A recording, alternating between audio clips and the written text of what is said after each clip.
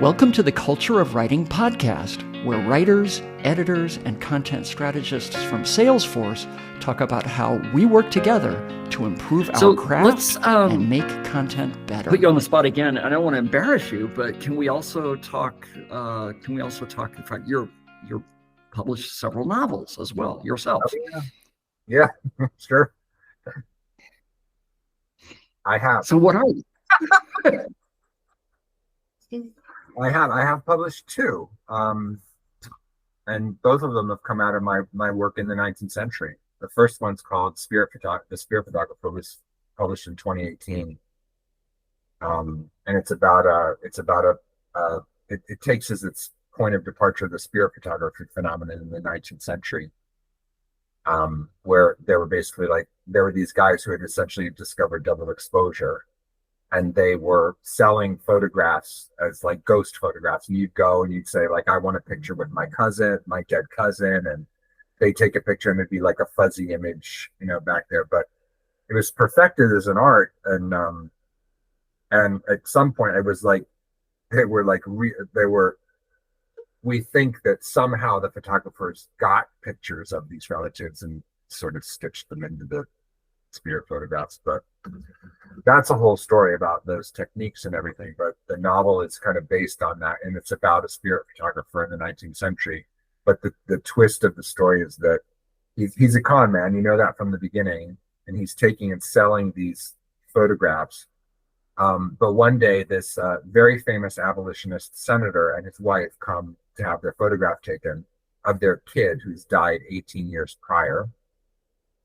And he sets it up, the photographer sets it up, and it's going to be this really great thing. And he's going to get even more famous from this because the senator is so famous and everything.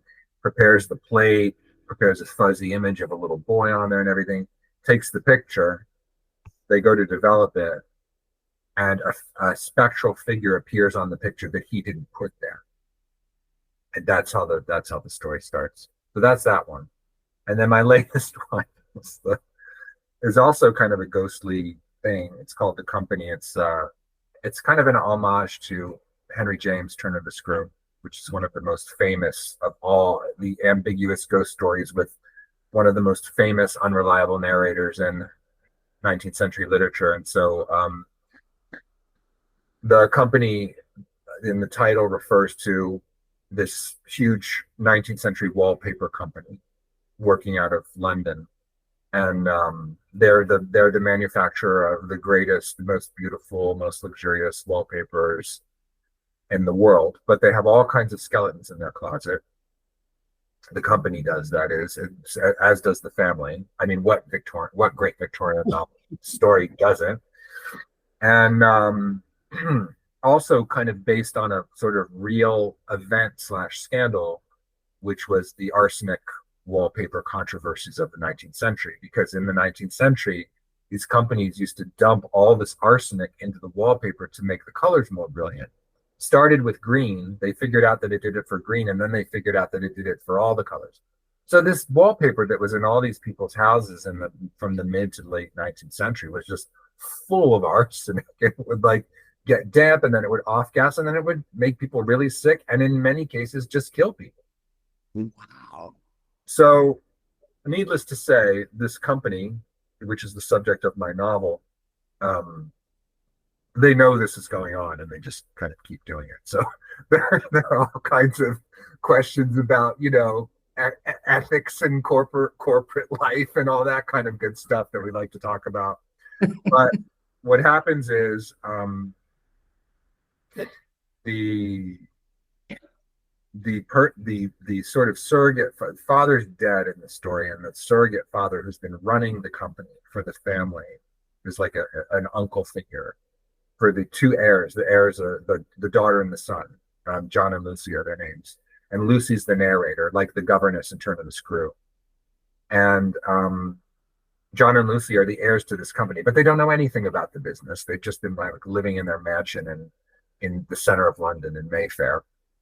And then the head of the company dies, and they don't know what to do. They're lost. What's going to happen to them? And then in this very fairy tale like way, there's literally a knock at the door one night, and it's this tall, young, handsome, smart, very alluring figure who comes in and introduces himself as Julian Rivers, who has been basically a sub-manager at the company. And they've never heard of him. They have no idea where he came from. And yet he seems to know everything about the company and everything about their family. But because they're in such a bind, they're basically like, okay, you run the company for us now. And so he starts hanging out there, and weird things start to happen.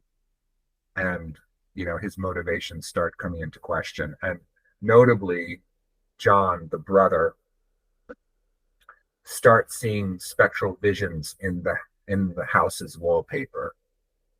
And it's like the ghosts of all the people the family has wronged coming at him and starting to haunt the family.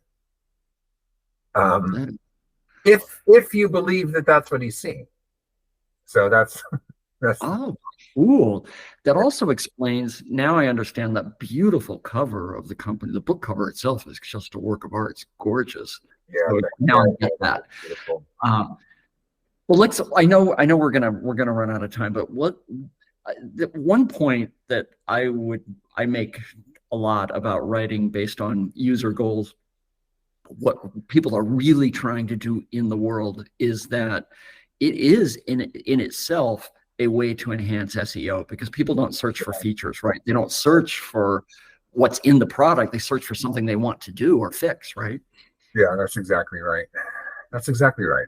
I mean, being more human is just going to always bring us back to doing the right thing. It sounds so simple, but if we're more human and more intentional about what we're doing, it's going to bring us back to better SEO. It's going to bring us back to better descriptions. It's going to bring us back to better JTVDs. It's going to bring us back to better sentences, and it's going to make better writers of every writer in the department. And your point about stories, I hadn't really thought as much about that, is that people really do. Stories scan, they land, people get it. That's why everything really is your point that everything is a story, I think, is well taken. We know that intuitively, but there is actually like biological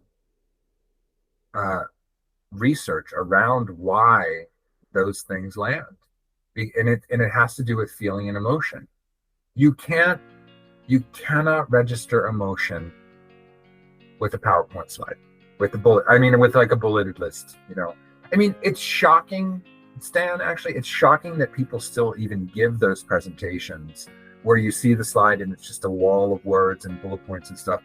Given all the research, all the talks, all the business books and everything about how that just doesn't work for people. People are going to go to sleep.